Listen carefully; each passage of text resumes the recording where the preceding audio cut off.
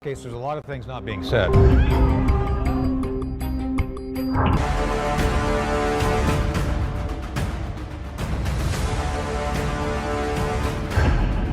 This is just the essential nature of Chinese communism. Chinese communism is evil. Every person it harms is directly attributable to the Chinese Communist Party.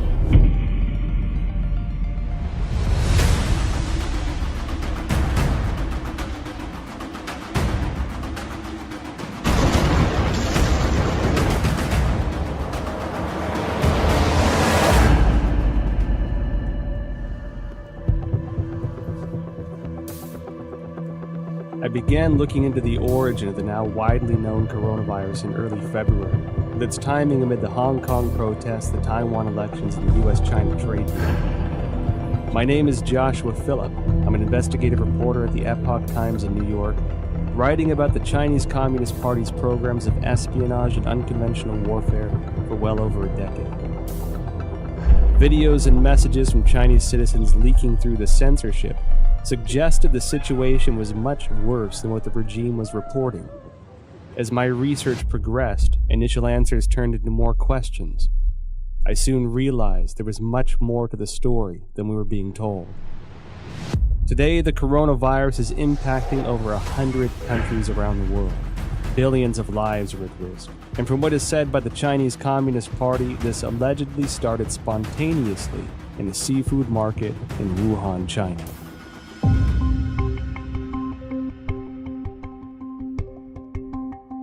Wuhan is the capital of Hubei province, the largest city in central China. Huanan Seafood Market is located in Jianghan district of Wuhan City and is a large, comprehensive market that includes pork and a variety of frozen seafood, flavored spices, as well as some game meats. The first thing that received public attention about the epidemic was an internal notice from the Wuhan Health Commission. There has been a continuous occurrence of pneumonia cases of unknown cause. The notice issued on December 30, 2019, clearly required all medical units to report similar cases of unknown pneumonia.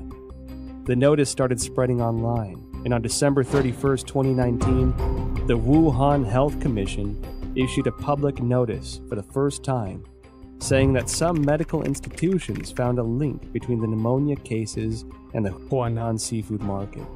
However, the notice pointed out that there was no evidence of obvious human-to-human transmission and no infection among medical personnel.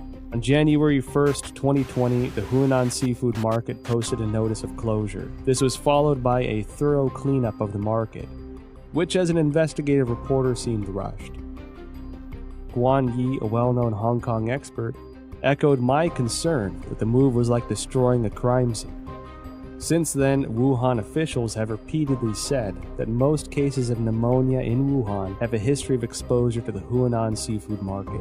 On January 26, the Institute of Virology of China CDC announced that 33 of the 585 environmental samples from the Huanan Seafood Market were found to contain the novel coronavirus nucleic acid, and the virus was successfully isolated from the positive culture samples, suggesting that the virus originated from wild animals sold at the market.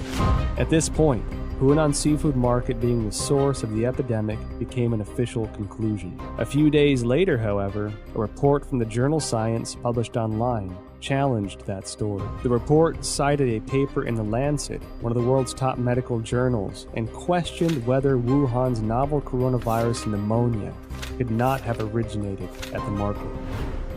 The paper, titled Clinical Features of Patients Infected with 2019 Novel Coronavirus in Wuhan, China, was published in The Lancet on January 24.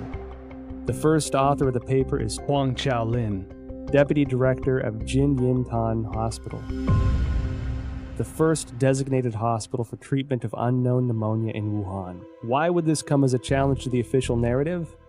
I think this journal article is very important. It reveals a lot of important information. For example, this paper talks about the first patient onset was actually on December 1st. These patients were not related to Huanan Seafood Market. And also no epidemiological association was found between the first patient and subsequent patient. And then also on this paper, it talk about on December 10th, there were 3 more onset cases 2 of which were not related to Huanan seafood market wholesale. Major discovery is that a total of 41 patients were counted in this paper, and 14 of them proved to be unrelated to the seafood market, accounting for more than 1/3. No one sells bed at the seafood market too, and the official from CDC didn't mention they find any beds in the seafood market too. Certainly the Lancet paper showing that supposed patient 0 was nowhere near the market. Secondly, that there are no bats in the seafood market or anywhere close. The idea of the spread so fast through a population, just the way it was said through the seafood market, is highly unlikely and improbable.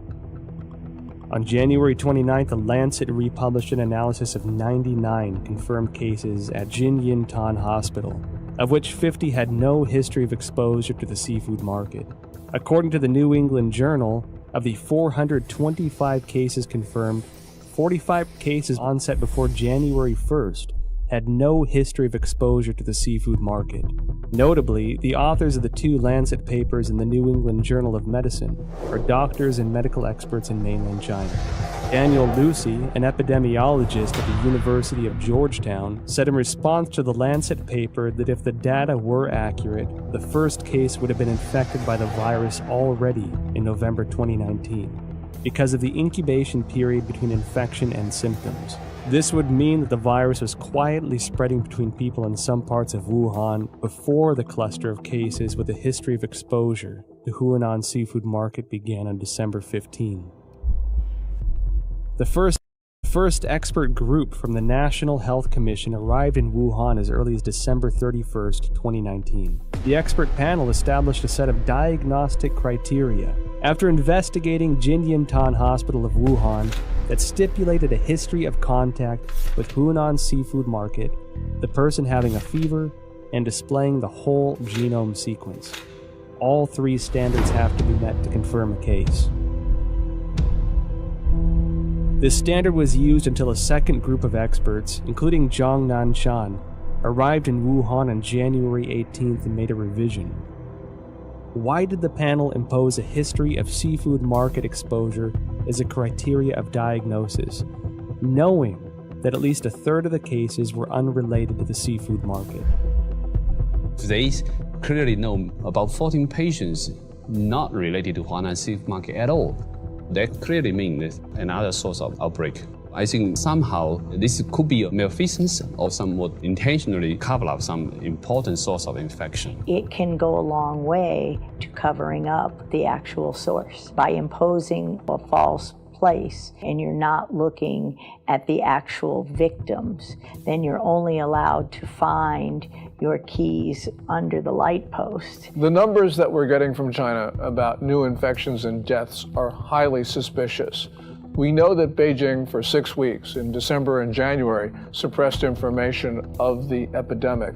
And then when they officially acknowledged it on January 20, they then started a campaign of suppression of information. We know that because the central leading group that was announced on January 26 has a 9-person roster, and it's very heavy with propaganda officials. Indeed, the vice chairman of the group is the Communist Party's propaganda czar. It appears that the party's main goal here is suppression of information, controlling the narrative. That's more important to them than actually ending the epidemic. I was in China when SARS happened, and we were evacuated, and it was the exact same thing. There was no transparency. They tried as long as they could to cover it up until finally it was just like with the coronavirus, they could no longer cover it up, and then they proceeded to act. I mean, I think from my perception back then, their response to it is exactly the same.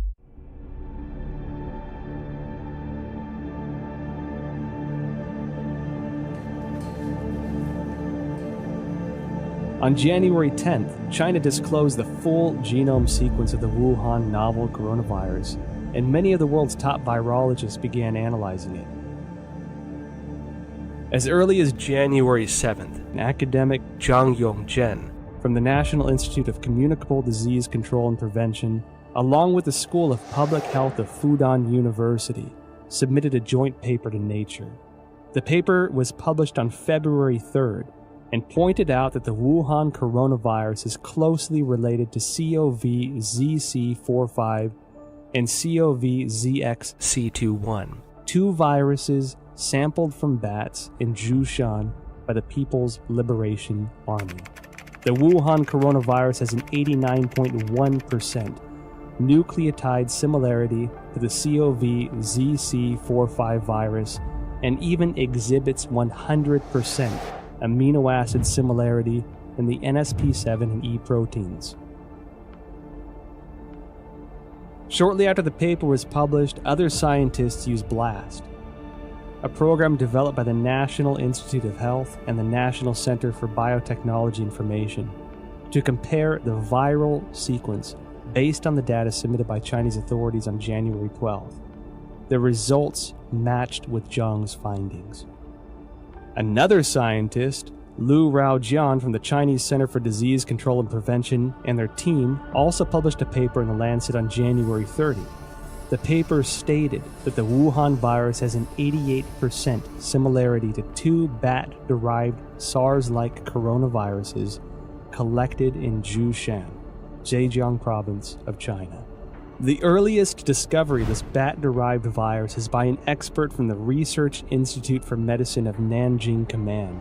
A paper published in 2018 states that scientists from this institute detected many SARS-like coronaviruses in bats from Zhoushan City, also known as bat-like coronavirus, Zhoushan virus.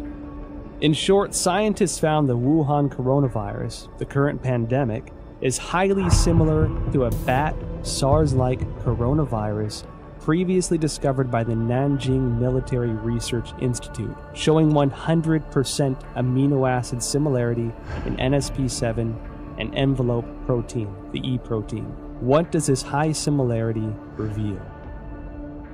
Hard to see a protein is 100% identical when the virus jumps species. And so that was suggesting maybe the virus could be generated with a reverse engineer process. I certainly believe that the 100% amino acid similarity says it can't possibly be a natural mutation.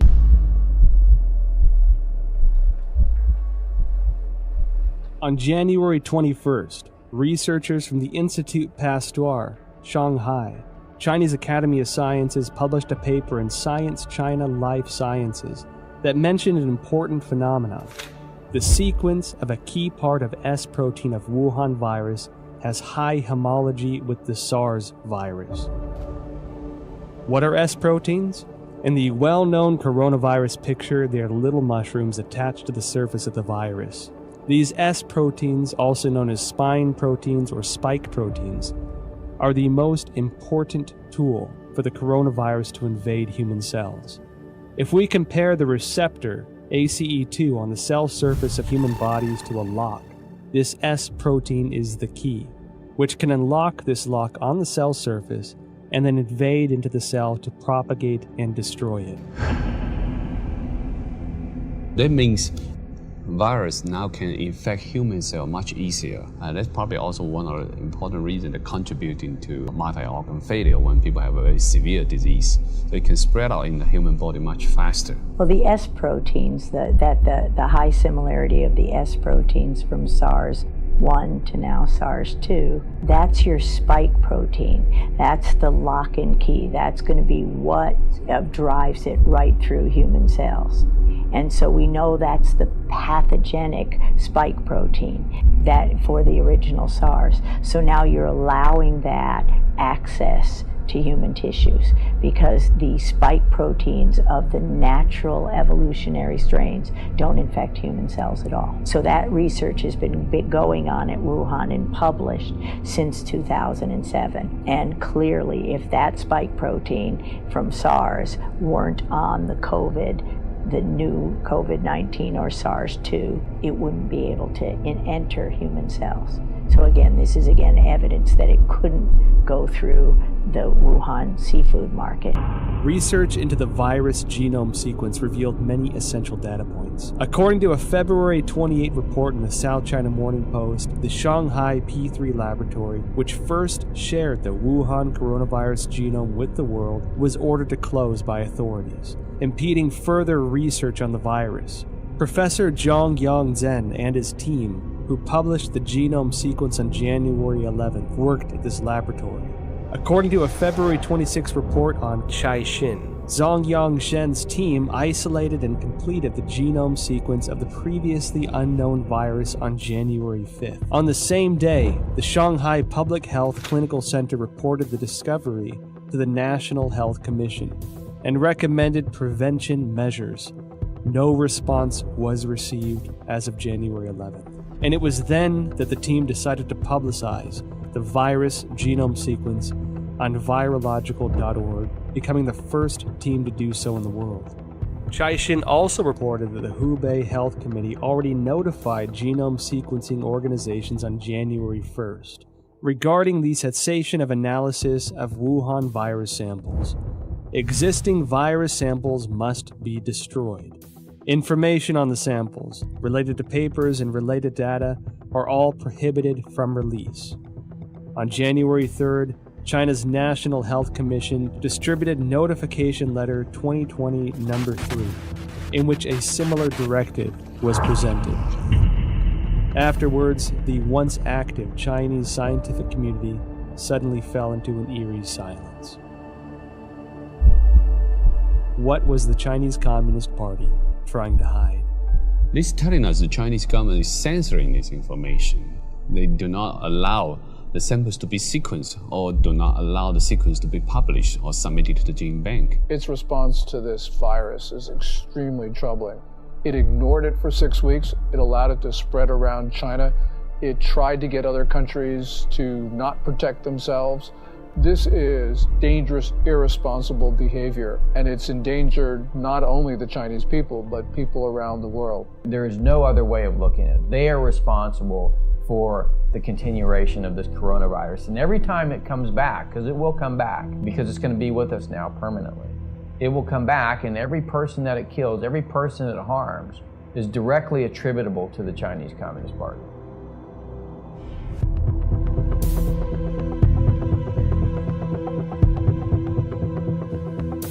Through investigating the genome sequence, I found it significant that the S protein of the Wuhan coronavirus was critical in its cross-species ability to infect humans. While I was searching for related studies online, one Chinese virologist in particular caught my attention.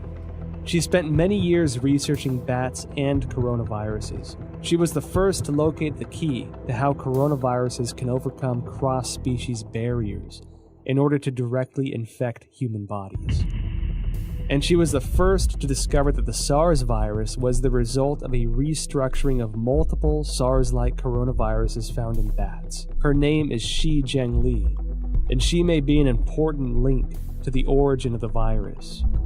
Wikipedia describes Shi Zhengli as a, quote, Chinese virologist and researcher at the Wuhan Institute of Virology, which is part of the Chinese Academy of Sciences. Further investigations show that Shi Zhengli has been a figure of controversy since the Wuhan virus outbreak. This is due to a paper she published in 2015 discussing her own research into synthetic viruses. Caixin, a media company with ties to the Chinese Communist Party, interviewed Shi Zhengli in an attempt to refute these rumors. Dr. Zhengli, she is one of the top experts in China studying about coronavirus in Wuhan Institute of Virology. She has so many publications from collecting, identify bad coronavirus from bad caves. Her lab had these capacities and very sophisticated capacity to generate mutations to make it best fit in human expression as well. Delving further into related information, I discovered that Shi Zhengli published not one, but 4 papers in total, each of which contains important information. Since the SARS outbreak in 2003, Shi Zhengli has been conducting research on coronaviruses.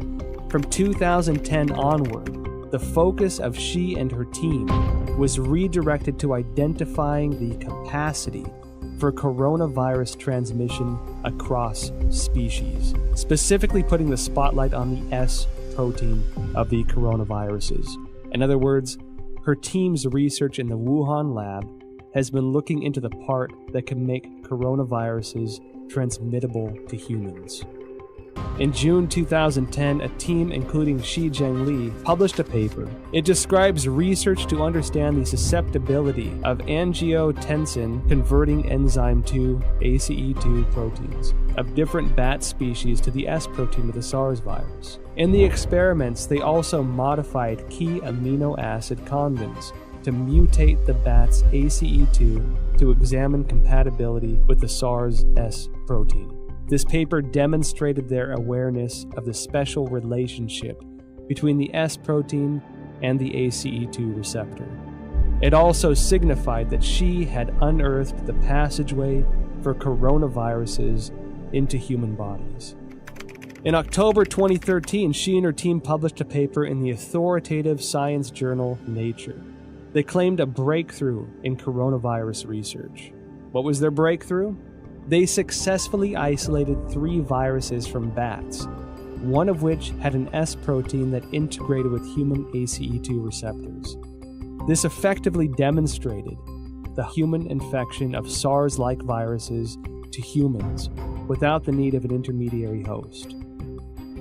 Then, in November 2015, Shi and her team at the Wuhan lab once again published a paper, this time in the British journal Nature Medicine. They discussed the creation of a synthetic virus, a self-replicating chimeric virus. This virus had the SARS virus as the framework, with the key S protein replaced by the one they had found in a bat coronavirus she mentioned in her 2013 paper. This new virus demonstrated a powerful ability for cross-species infection. The mice infected with this synthetic virus revealed severe lung damage with no cure. This symbolized that Shi's successful splicing of the SARS virus was a key to open the door to the cross-species transmission. What is startling is that these successful experiments on mice were only the tip of the iceberg. They planned to further experiment on primates. Although Shi Zhengli did not indicate any conclusion from this research, her move to research on primates suggests this was to more closely simulate the infection of humans with this new synthetic virus. This wasn't done without controversy, however. Shi's experiments quickly triggered widespread debates from the academic community. Simon Wayne Hobson of the Pasteur Institute in France expressed deep concerns. He told Nature, if the new virus escaped, nobody could predict the trajectory. Propagation could happen anywhere. His statement is exactly what's happening, that the virus is everywhere. Additional studies very strongly support the idea that this new coronavirus came from a recombination event. However, this did not terminate Shi's research. On November 14, 2018, Shi Zhengli spoke at the School of Life Sciences and Biotechnology at Shanghai Jiaotong University. The topic was bat coronavirus and its cross-species infection. Reports of this event have since been deleted from the university website. I discovered 2 more significant pieces of information regarding the dangers of the research conducted by Shi Zhengli's team. First, on October 16, 2014, the Obama administration, wary of the potential threats to public health from the gain-of-function GOF research into SARS, MERS, or influenza, announced through the National Institute of Health that it was suspending funding into similar research. The funding pause included Shi Zhengli's research project, Genetic Engineering of SARS-like Coronavirus in Bats, a collaborative effort with Dr. Ralph Barrick, a virologist at the University of North Carolina. Second, after the Wuhan outbreak, Indian researchers compared the S protein sequence between 2019 nCoV and SARS. They discovered that 2019 NCOV had 4 new sequences inserted, all of which can be found in HIV sequences through a search on GenBank. Shi Zhengli discredited those observations, although she never denied the existence of the 4 inserted sequences. However, scientists probing GenBank found that there were only 3 viruses containing all sequences. The first is the HIV virus itself. The second is a bat coronavirus discovered by Shi. And the third is this new Wuhan coronavirus. We've done this kind of work for now 40 years for me. There's the sequence analysis and comparison of the virus of the SARS-2 COVID-19 apparently has genes that come from other human and other species, including some envelope, the GP41 from HIV. What is the HIV's GP41? The answer I found online describes GP41 as a protein of HIV that acts as the key to infecting human bodies, resulting in the functional failure of the immune system. If the discovery by Judy and her colleagues are established, it would mean that the infectious part of the Wuhan virus, the S protein, incorporated the sequence of the HIV key protein. This made me think of the immunodeficiency symptoms in people infected. They were doing research on a human transmittable coronavirus that was actually published in a paper. So this is research that they actually published. They were working on developing a coronavirus for the human host, which, leads you to question, why would you be creating a coronavirus that can infect humans? What would be the purpose of that research? Is it for a weapon? Is it so that you can then create a vaccine that you are the sole recipient of the profits from? The Chinese have full access to our databases. They have full access to all that research that comes out. They have full access to all our universities to train their scientists. And they have full access to our scientists, like was, with the recent indictment of the head of the chemistry department at Harvard. I mean, this is the 1,000 Talents program. Tens of thousands of the world's most brightest people in all of these different areas that are going to China to help them with their programs. And all of these programs, as you know, have a dual use capability. Beijing's attacks on the United States, which have occurred for weeks and weeks, are really worrying. What it shows is that China is desperate, and the United States needs to defend itself because China is propagating this narrative that we spread the coronavirus to China. So the United States needs to just come out with the facts about how China took coronavirus samples from Canada and the United States. They sent them to Wuhan. We don't know exactly what went on in that lab there at the Wuhan Institute of Virology, but it's time for the United States to defend itself.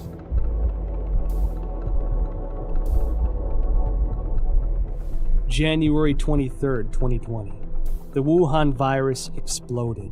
While Wuhan announced the lockdown of the city, Shi Zhengli and her team released a paper stating that the Wuhan coronavirus was of probable bat origin. This was published in Nature on February 3rd. The paper indicated that the Wuhan virus utilized the same key as SARS to gain entry into the human body. She also announced the 2019 NCOV genome sequence was 96.2% consistent with a bat coronavirus originating in Yunnan, China, called RATG13, signaling a natural source of the Wuhan virus. However, Shi Zhengli's natural origin assertion was doubtful. The outbreak occurred in Wuhan, the same location as the P4 laboratory where Shi was based, and which housed highly similar viruses. Common sense would lead the government to first inspect the P4 laboratory for any leakage incident and potential safety concerns. Instead, they shifted public attention from the P4 laboratory to the South China seafood wholesale market that sold no bats, and designated it as the origin of the disease. At the same time, authorities sealed off all virus samples, prevented international experts from joining the investigation, and used national television to slander doctors such as Li Wenliang, who disclosed the outbreak for spreading rumors. If the Wuhan virus indeed emerged naturally, Why would the CCP need to censor relevant news or block investigations? Could the Wuhan P4 laboratory have its secrets? Virus samples and genome sequences may be the exact ingredients we need to find our answers. When I first heard of the coronavirus, I was deeply concerned.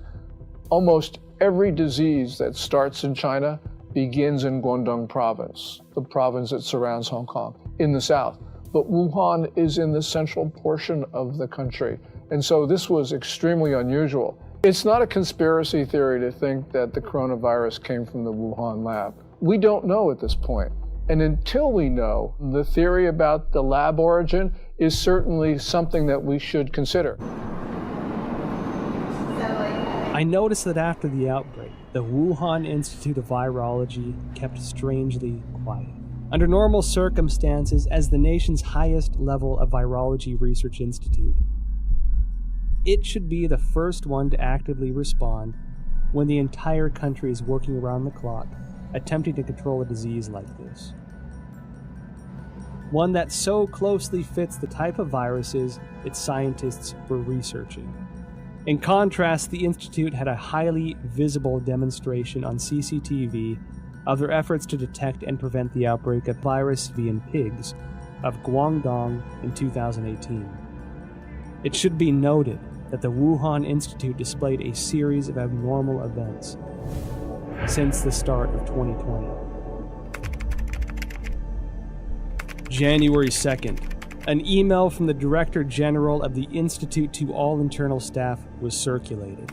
The subject was notice regarding the strict prohibition of disclosure of any information related to the Wuhan unknown pneumonia.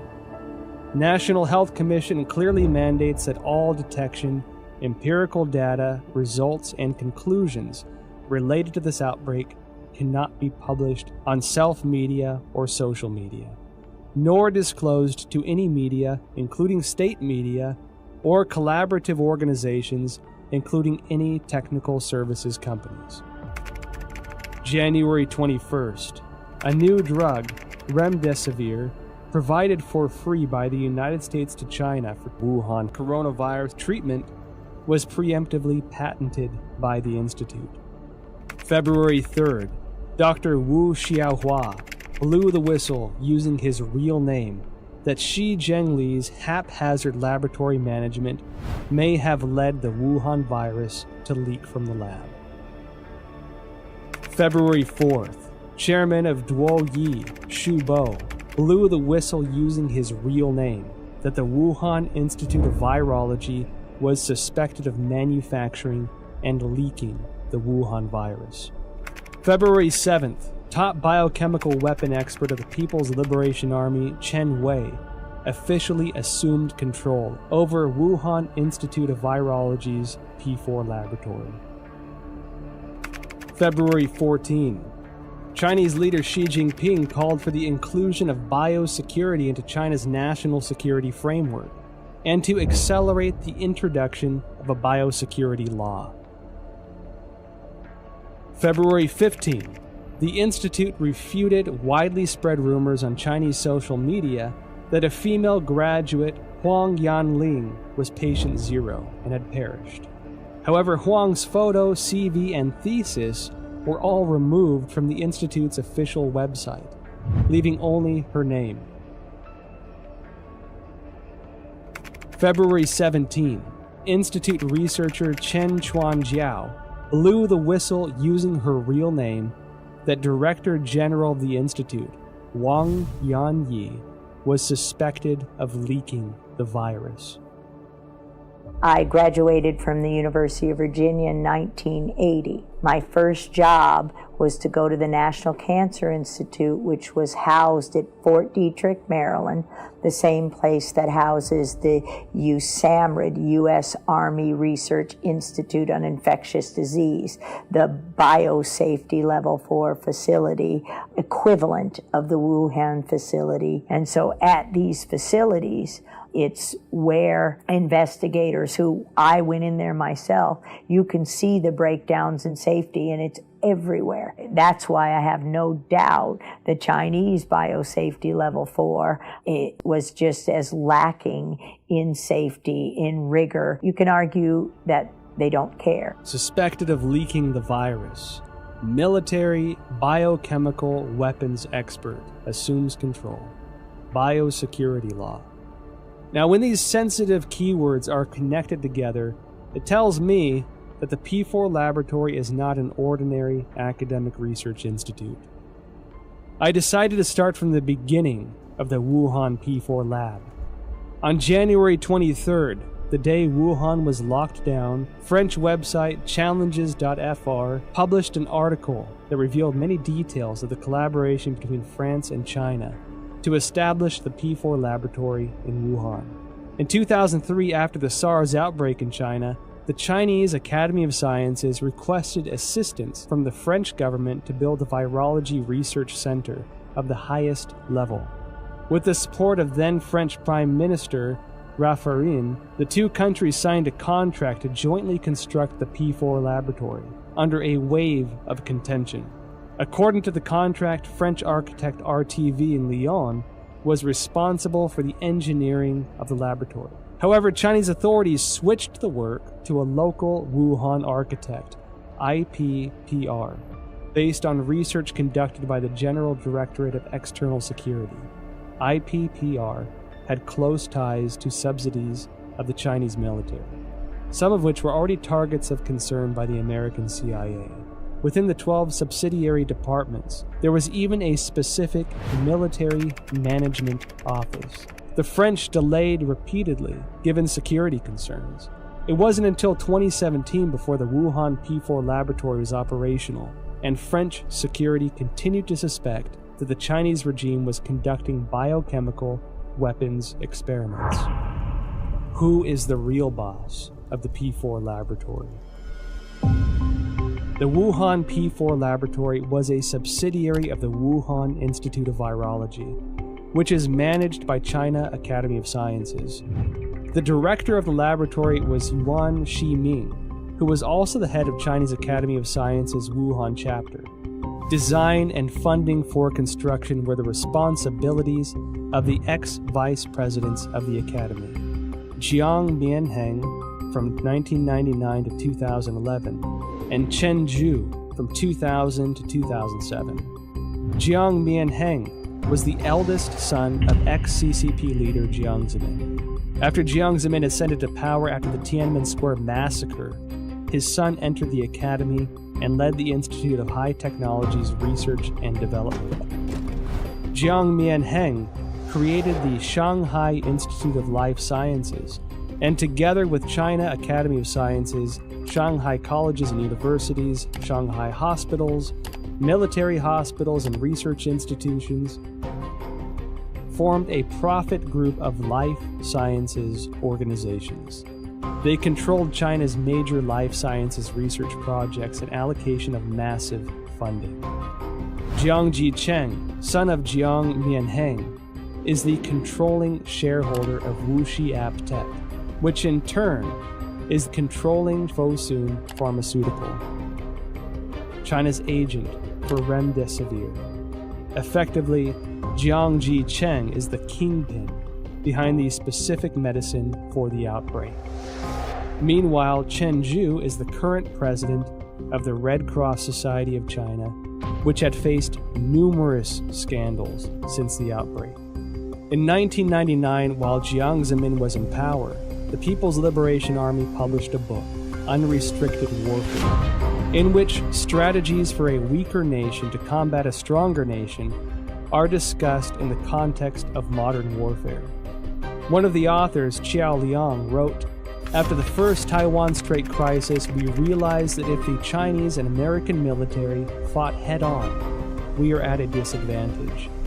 Therefore, we need a new strategy to help our military tilt the balance of power. This new strategy is called unrestricted warfare, a variety of means beyond all limits, without any restrictions. It could be military related, including guerrilla warfare, terrorism, biochemical warfare. Or it could be non-military related, such as drug trafficking, poisoning, environmental destruction, and computer virus dissemination. Israeli expert in biological warfare and former intelligence officer Danny Shoham published a paper in 2015 in India's Journal of Defense Studies. He pointed out that China will not miss, skip, or abandon any highly advanced technology, especially military-related technology. The article noted that China had 12 facilities related to the Ministry of National Defense and 30 subsidiary facilities of the PLA participating in the research, development, manufacturing, testing, or storage of biological weapons. The Federation of American Scientists indicated similar concerns in an evaluation report. The organization believed that the CCP possessed advanced chemical warfare projects, including research, development, manufacturing, and weaponizing capabilities. The CCP is usually known to have a proactive biological warfare portfolio, including state-funded and sponsored research activities. I believe they have them. I believe they're developing them. I think they want to be the most advanced nation on earth when it comes to biological weapons. The same as I believe that they do forced organ harvesting. The same as I believe that they have concentration camps for Uyghurs. The way I believe that they have systematically killed millions of Falun Gong. It is the same thing, this regime. You can count on it. So Wuhan as an area, I think, is critical by the fact that there's a lot of concern about what China's ambitions are regarding long-term global domination. I'll just say it that. Their military doctrines indicated that they intend to be the dominant political and military force in the Pacific Rim. I've talked to senior members of the Trump administration who have had conversations with the senior Chinese generals, and that's what they basically say. It's in their doctrine, too. So we have to examine this new clue. This is one piece of the, Wuhan, biological warfare. Does this mean something to these other things we're already seeing? Because the Chinese have already kind of stated this is their objective. So I think we have to analyze it through that lens. What does this mean to the larger political narrative of what China wants to do to dominate the region and potentially the world? We don't have to speculate about being at war. Last May, the Communist Party, through People's Daily, carried a piece which said that there was a quote-unquote people's war against the United States. They've declared war on us. We have to respond. There is a war. China's told us there's one.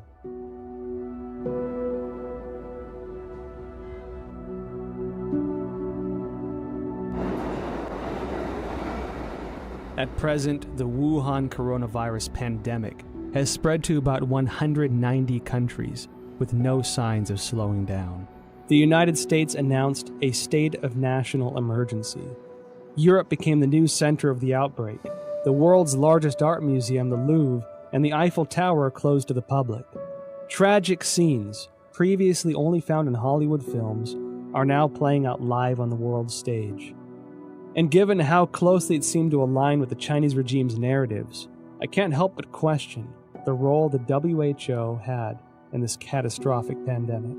Well, I think all you have to do is look at the photo of Tedros and Shi shaking hands, Shi standing there, Tedros going up to there, and it really is indicative of how China controls many of these international institutions. You can see that the WHO is essentially following Chinese Communist Party's guidelines. You can see that the UN Human Rights Council is similarly following what China does. From the very beginning of the coronavirus outbreak, the Communist Party has done its best to prevent the CDC and others from studying the origin of this disease. We don't know what's there, but the fact that the Communist Party is covering this up should trouble us deeply. Then you see the World Health Organization take over YouTube. And what's amazing is now at the bottom of every YouTube video, even from Chris Martenson with his daily updates, he's just reading facts. Now it's the World Health Organization is a forced link to go to the site. So for any person who doesn't know who the World Health Organization is, they go there to get the propaganda. Not the facts, not the truth. They get the propaganda, they get the talking points from the World Health Organization.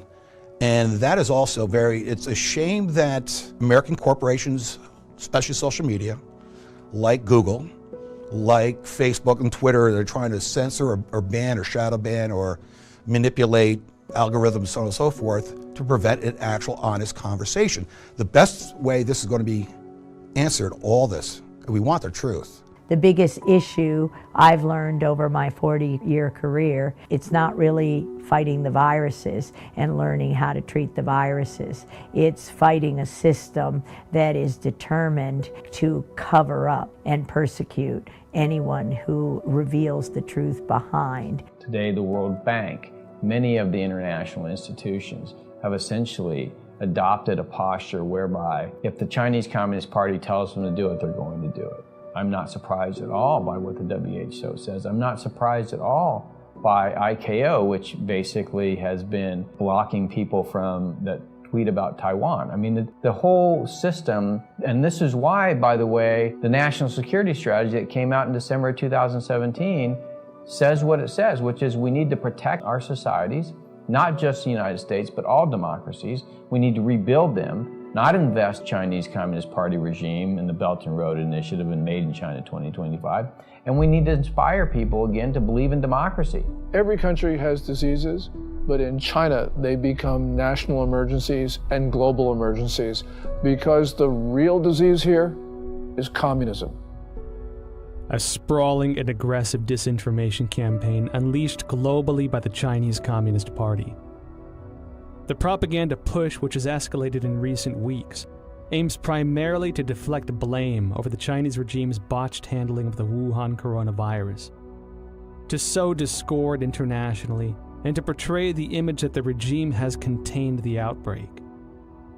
During the investigative interview process, well-known scientists who once suggested a laboratory origin of the virus declined to be interviewed one after another. Some avoided the topic of virus origin completely. Some had already composed scientific arguments but abruptly retracted their papers.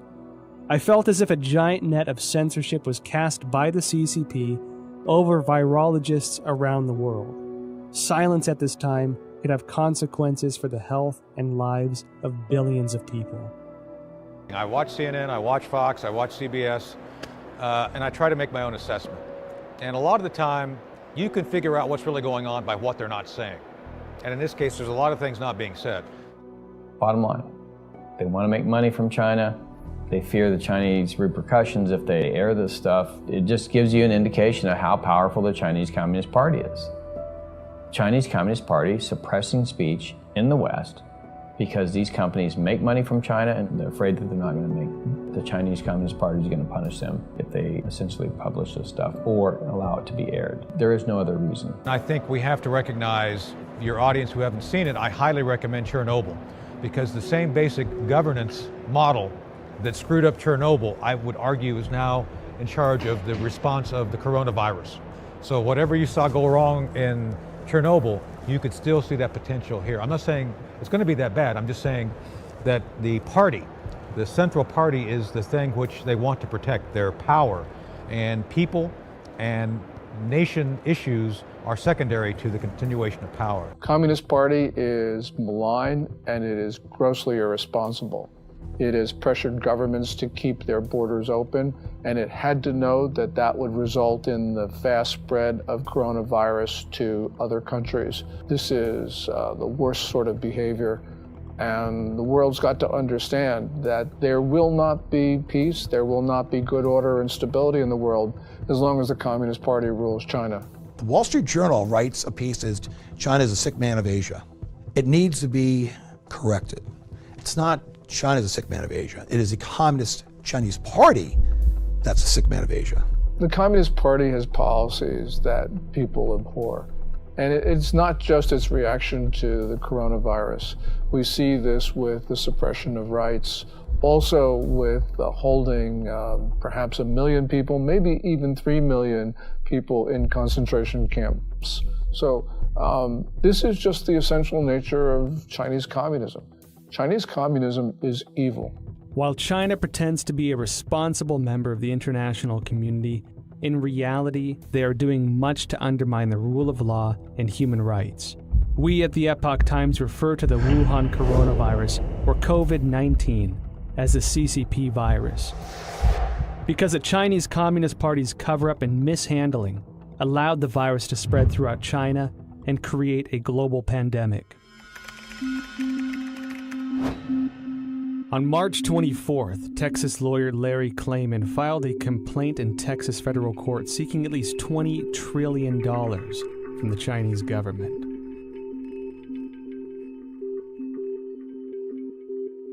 Klayman said in a statement, quote, "The Chinese people are a good people, but their government is not, and it must be made to pay dearly." On April 4th, the British think tank Henry Jackson Society advocated for compensation of £351 billion from the CCP to the UK, and that the government should pursue it through international courts. The same report called for a total compensation of £3.2 trillion to the G7 for the damages caused by the cover-up of the outbreak. On the same day, the All India Bar Association filed a complaint to the United Nations Human Rights Council, seeking an unspecified amount as reparations from China over the global spread of the coronavirus. Evidently, the CCP violated the international health regulations.